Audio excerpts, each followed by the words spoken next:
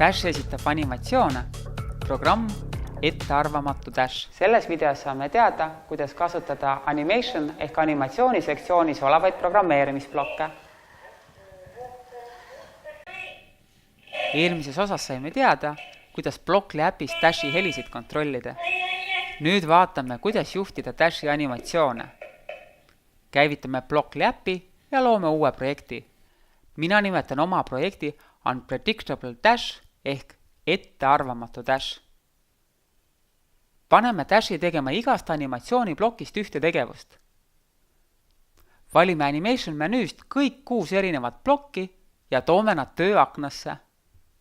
Nüüd hakkame blokke järjest läbi klikkima ja valikuid tegema.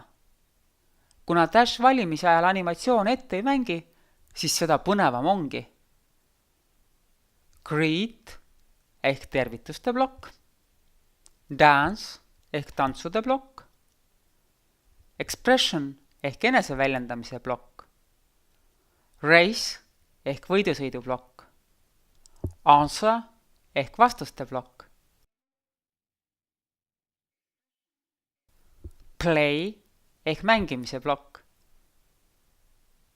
Vaatame, mis välja tuli. Paneme programmi tööle.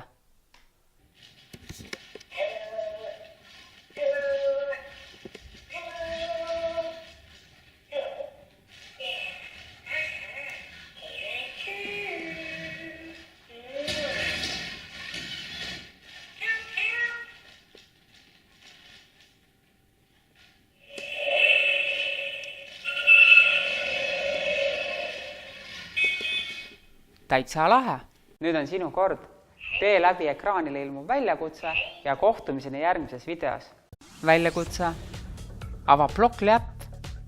Vali uus projekt. Anna sellele nimi. Tee Dashile programm, kus Dash teeb vähemalt 4 erinevat animatsiooni. Milline liikumine sinu Dashil kokku tuli?